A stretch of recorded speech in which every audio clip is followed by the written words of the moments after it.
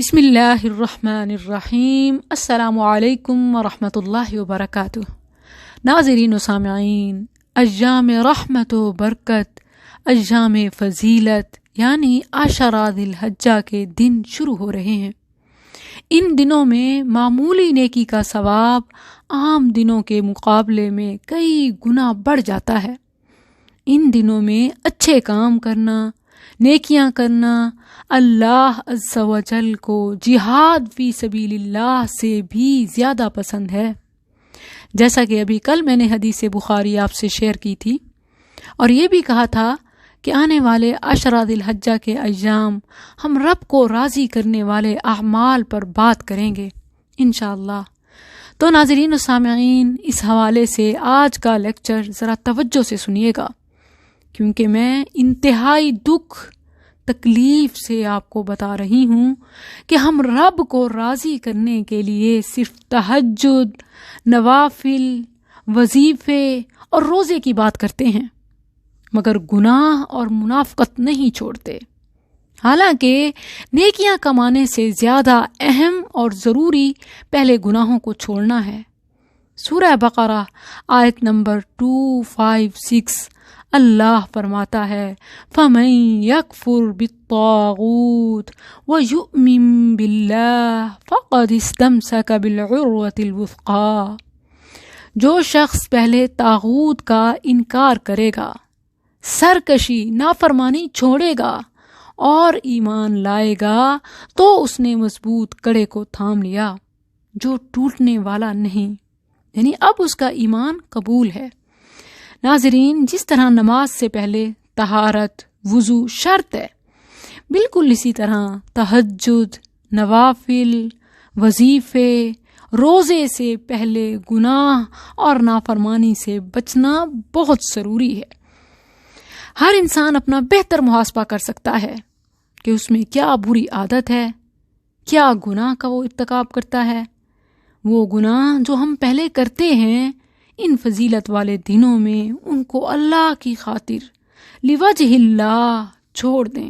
اگرچہ اس گناہ کے کرنے پر آپ قادر بھی ہوں، پھر بھی اللہ کی رضا کے لیے اس عشرے میں جو سب سے پہلی نیکی کرنی ہے وہ گناہوں کو چھوڑنا ہے۔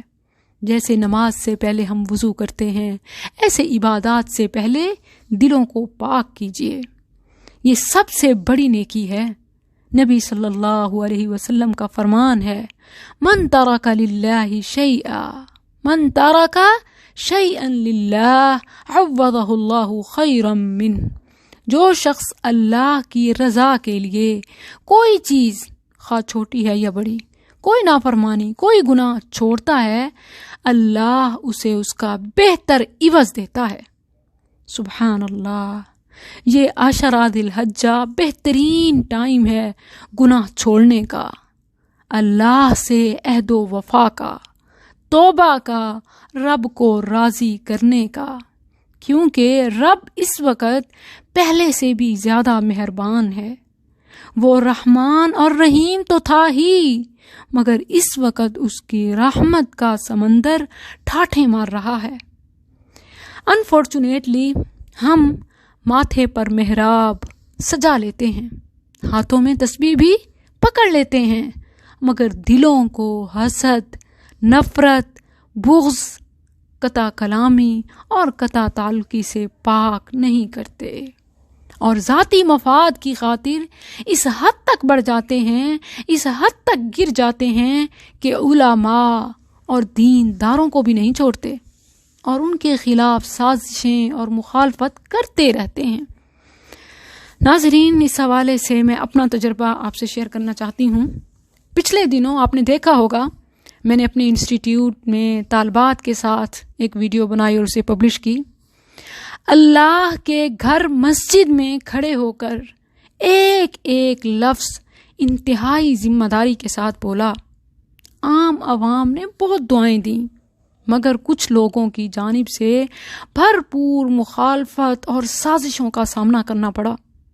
یہ وہ لوگ ہیں جو سیلفیز، ڈراماز اور انٹرٹینمنٹ کے نام پر سب کچھ کرتے اور دیکھتے ہیں، مگر قال اللہ وقال الرسول کے لیے کیمرہ، لائیو، طالبات، بے پردگی، فلاں کے بال نظر آ گئے، فلاں کا ہاتھ نظر آ گیا، فلاں کا چہرے سے پردہ تھوڑا سرک گیا، ایسے تمام فتوے ان کے پاس موجود ہیں۔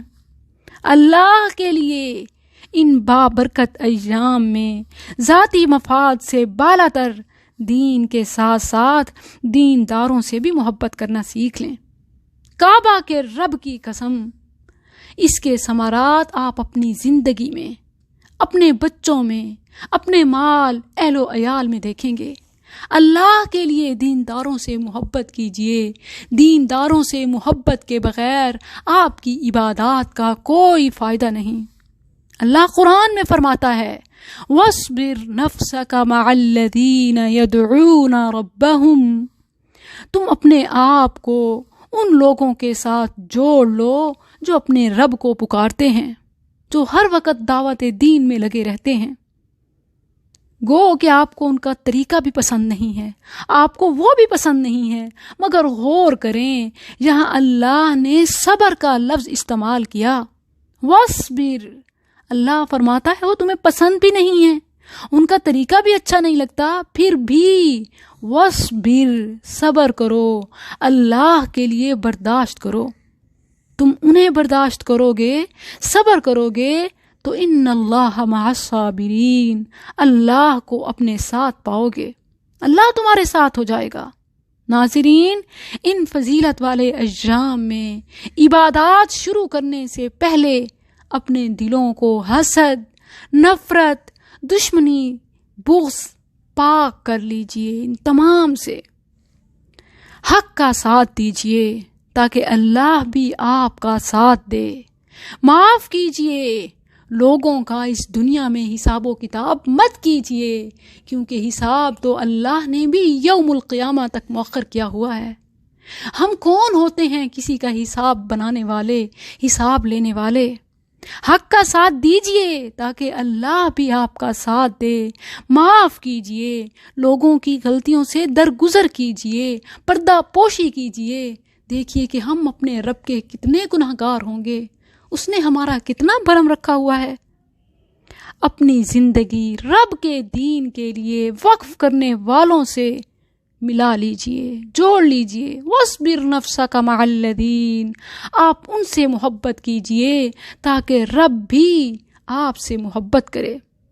اس سال یہ عشرہ یوں گزاریے، واللہ دنیا آخرت کی بھلائیاں، خوشیاں، سکون آپ کا مقدر بن جائیں گی انشاءاللہ۔ السلام علیکم ورحمۃ اللہ۔